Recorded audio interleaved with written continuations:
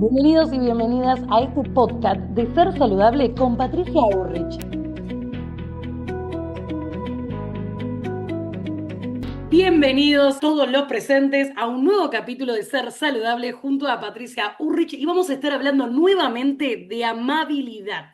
Recordemos que en el capítulo anterior estuvimos hablando sobre este nuevo taller de amabilidad que va a hacer Patricia Urrich. Buenas, Patricia, ¿cómo estás? ¿Ya preparada, me imagino? Sí, sí, estamos ahí a subirnos a la nueva experiencia de transformación de este taller que les va a generar otra manera de mirar y ver la vida. Por ahí mis alumnos que han participado de otros anteriores, como el cerebro a mi favor, o el de comunicación, o el del niño interior, etcétera, hablan de esto, de la nueva conciencia, de empezar a mirar algo de su vida que lo tenían naturalizado y que no sabían que eran parte del problema o la causa de su malestar. Entonces, en primer lugar, mis talleres de psicoeducación tienen esta función de abrir conciencia y a partir de ahí decir, ajá, ¿y ahora qué hago con esto? ¿No? Por eso mis talleres tienen esa práctica diaria, decir, ¿cómo lo pongo en el cuerpo, en lo que se presenta en el día?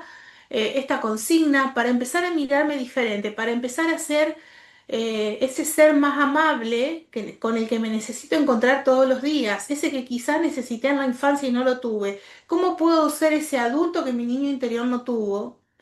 ¿Y cómo empiezo a pararme de otro lugar? Porque también el tema del concepto de amabilidad no es esto de vamos a ir a aprender para ser amable con el otro, sino, a ver, revisémonos cómo somos amables con nosotros. Y muchas veces el concepto de amabilidad significa que vamos a tener que ponerle un límite claro a otro como ese nuevo cambio de amabilidad conmigo, a ese otro que le permitía una y otra vez ciertas acciones que no eran saludables, que no eran amables, y que por este impostar y por esto que aprendí a ser políticamente correcto, yo me lo soportaba y me lo aguantaba y dejaba de ser amable conmigo. Entonces el punto es ser amable auténticamente con uno, es revisar en qué lugares hay situaciones que son disfuncionales, que se salen de la línea del respeto que tenemos que tener entre adultos. Y allí la amabilidad va a surgir cuando yo soy capaz de comunicarle a ese otro que no te permito más que te dirijas a mí de este modo, ¿no? Y cómo eso puede crear otro modo de vincularse con esa persona o darnos cuenta que ese vínculo no puede ser más. Porque allí hay una persona que no está dispuesta a modificarse, no está dispuesta a revisar su modo de tratar a las personas, y entonces uno puede elegir salirse de ese espacio. Si está en un lugar de trabajo, verá cómo puede desengancharse de esas dinámicas que son a veces agresivas dentro de los chismes, los comentarios inoportunos, cómo encontrar espacios de preservación en un lugar donde a veces no es funcional lo que está ocurriendo. Hay maneras en las que nosotros como sujetos podemos elegir salirnos de la Matrix, donde nos está queriendo llevar como ganado al matadero hacia un lugar donde nos toma la forma de pensar y de accionar que también tenemos que revisar. Y justamente esto que decía, ¿no? En un mundo tan dominado por la productividad, el éxito, los resultados a cualquier costo, ¿cómo enlazar este paradigma con el de una vida basada en la amabilidad? Bien, no estoy diciendo con que no tengamos resultados, porque eso es parte de la vida, ¿no? Somos sujetos con una inteligencia, con una capacidad lógica, con algo por aportar desde nuestra profesión, pero una cosa es hacerlo desde ese lugar de doy lo mejor de mí, aporto en mi profesión o en mi lugar lo mejor que puedo de lo que aprendí, y otra cosa es estar en la carrera loca de la productividad sin el descanso, es no valorando lo que voy logrando, creyendo que le falta, ¿no? Esta descalificación en la que se cae, producto de esta cultura de que tenemos que ser productivos y siempre tenemos que estar haciendo algo, y esta cultura también de la positividad que tanto daño hace, como a veces me traen a la consulta esto, bueno, tengo algo bueno y algo malo, a ver, y empiezo a escuchar, ¿no? Porque ya estamos acostumbrados a poner esta dualidad de lo bueno y lo malo. Y ahí es donde también se presenta una psicología de la positividad que hace muchísimo daño, porque en esto de que dale que vos podés, no medimos la presión que nos ponemos, la exigencia, que nos lleva en algún lugar a un aspecto narcisista y megalómano de yo puedo con todo, y en realidad en la vida no siempre podemos con todo, y no está mal hacer que pase eso. Significa que somos sujetos que podemos ir transformándonos y superándonos, pero no somos eh, superiores y sin fallas, ¿no? Es como siempre somos sujetos fallidos en transformación y partir de ahí nos puede ir regulando y aceptando también a veces las frustraciones, ¿no? Uno puede proyectar algo y las cosas no se dan como proyectamos. A ver, ¿cómo mastico eso? ¿Cómo lo acepto? ¿Cómo lo puedo mirar de manera amable? Eso es todo un trabajo, porque en la cultura de la productividad vos no podés fallar. Tenés que dar más que el mes pasado. Entonces hay como una escala que hay que medir continuamente. Hasta esto lo podemos trasladar al cuidado personal, los que van al gimnasio para medir un estándar, los que están en una alimentación con ciertas rigideces que dejan de ser saludables por la presión que les mete. Entonces, hay que mirar ahí también cómo poder generar resultados, porque son parte de nuestra profesión, pero que no sea en base a medir un estándar y responder a un nivel de competencia, porque eso nos lleva a una exigencia sin límite que pone al rojo vivo en nuestro sistema nervioso. Y lo que trabajamos en el taller es cómo volver a ponernos en eje para que nuestro sistema nervioso pueda estar en reparación, en descanso cuando es necesario, para poder seguir al otro día con este cuerpo que nos acompaña a hacer lo que venimos a hacer en cada profesión, en cada lugar de trabajo y en la vida. Es otra manera de pararnos, como Es para muy- decirlo muy sencillo.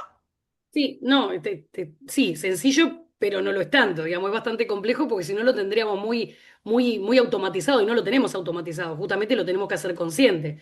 Y vos lo estás haciendo sencillo a la hora de explicarlo, pero justamente en un mundo de la información y los algoritmos, ¿cómo podemos distinguir qué contenidos nos nutren y cuáles nos anestesian o manipulan?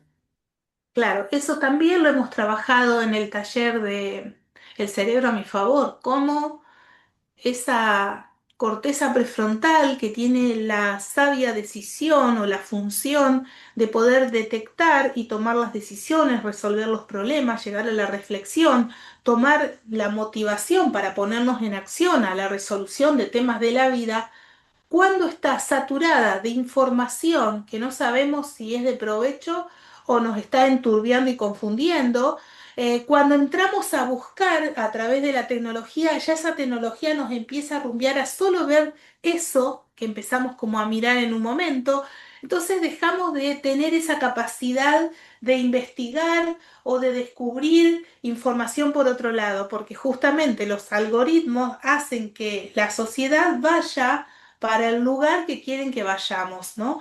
Entonces también tenemos que tener este espacio de calma, de distancia de la tecnología para poder resetear nuestro cerebro. Y aquí les dejo la invitación a los que les interesa esto, pueden nutrirse del taller El cerebro a mi favor, que está específicamente para trabajar con ese reseteo de nuestro sistema nervioso, pero va como de la mano esto de que vamos hacia una información que nos atosiga con seguir viendo más de esa información y hay un montón de otras cosas que no vemos y también no nos permite tener un pensamiento propio, porque todo lo que estamos pensando termina siendo lo que las pantallas nos muestran como la verdad, ¿no? Entonces, ¿cómo empezar de vuelta a conectar con el discernimiento de qué es bueno para nuestra vida y qué no es tan sano tenerlo ahí como información?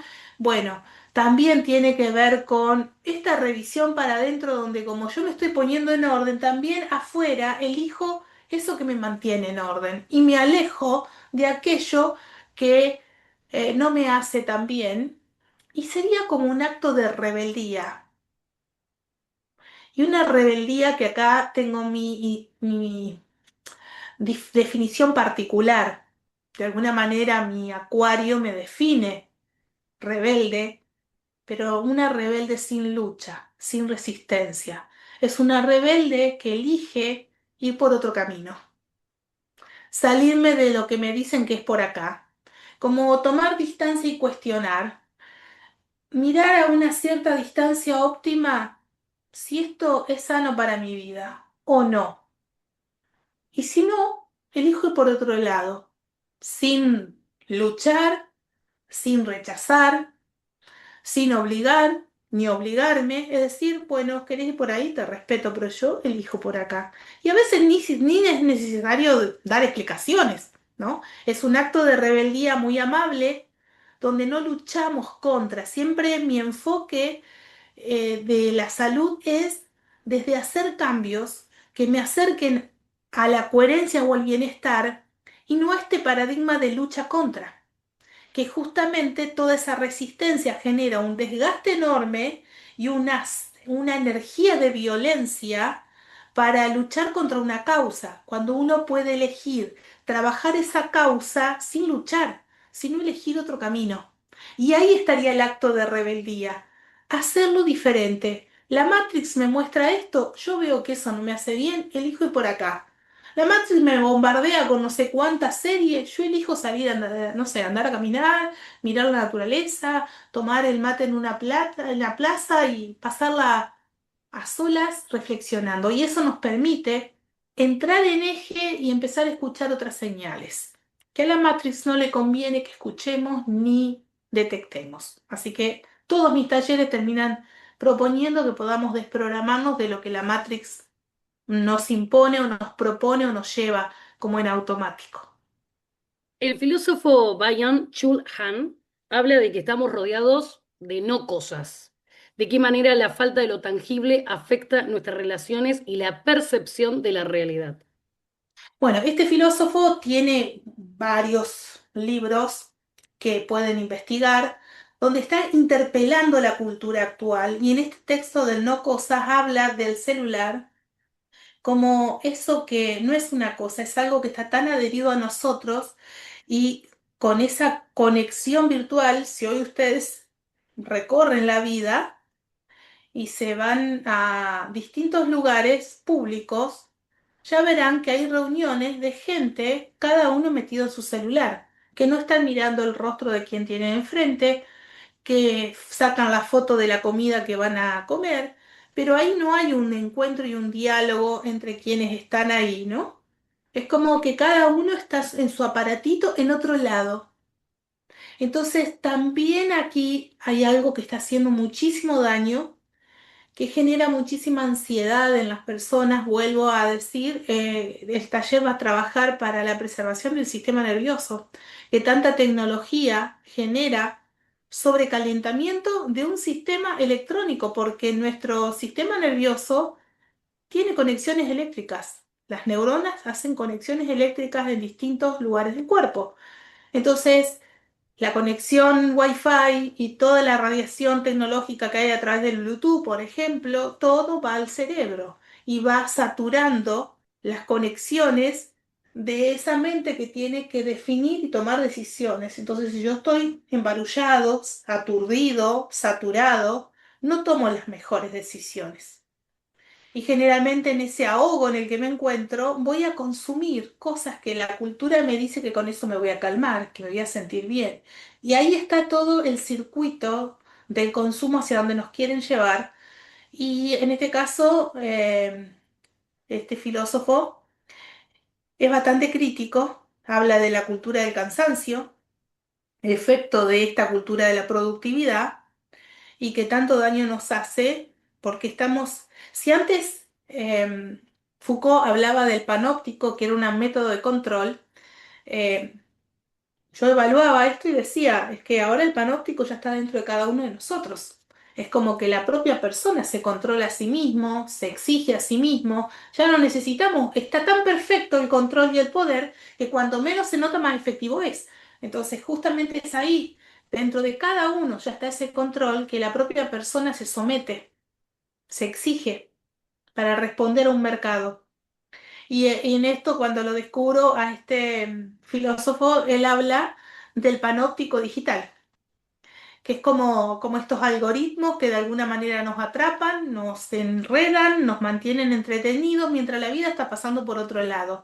Y yo me voy perdiendo oportunidades de vivir mejor o desengancharme de gastos que no necesito. Por eso es importante poder volver a la conciencia, al tiempo presente, a revisarnos cómo estamos viviendo y si la manera que estamos viviendo nos hace bien. Justamente te iba a preguntar qué herramientas concretas propone el taller para reconectar con lo humano, lo sensible y lo real en medio de tanta virtualidad.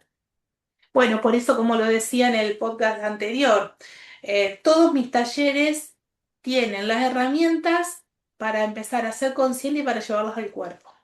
Porque si no somos conscientes, seguimos en automático, dormidos, anestesiados en esta Matrix. Y vamos a darlo por normal, algo que no es tan normal, seguir repitiéndolo. Y después, si no lo ponemos en el cuerpo, no hay un cambio de hábitos.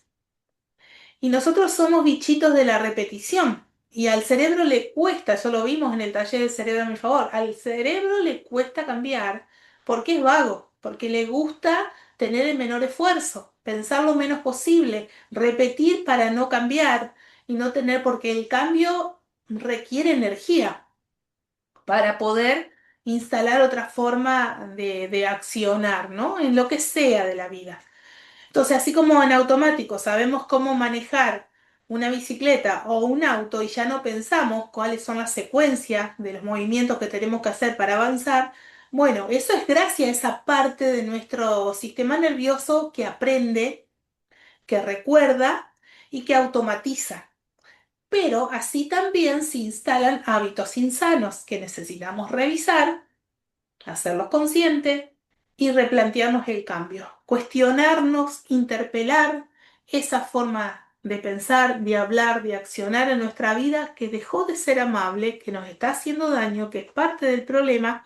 Y como siempre les digo, para ser saludable hay que invertir en la promoción de la salud, en invertir en aprender a vivir diferente, donde la enfermedad no es el problema. Esa es una consecuencia de un humano desconectado de su cuidado y de su amabilidad. Entonces, mi tarea como psicóloga social es compartirles herramientas para volver a vibrar en ser saludable desde nosotros mismos. No necesitamos andar invirtiendo en grandes tratamientos si nosotros podemos revisar cómo estamos viviendo y cambiar aquello que no resuena como saludable. Salir de esa forma de presionarnos, de tratarnos, porque hay maneras si las entramos a mirar y si nos animamos a replantearnos la forma en que estamos viviendo, porque somos los peores herejes en la manera de tratarnos y hay que desengancharse de esa manera, porque uno puede hacer el mismo trabajo de otra manera. Muchísimas gracias, Patricia. Nos vemos en un próximo capítulo. Muchas gracias, nos vemos. Para comunicarte con Patricia Burrich, debajo de cada episodio tenés todas las vías de comunicación. No te lo pierdas. Y a vos te esperamos en el próximo capítulo. Muchas gracias.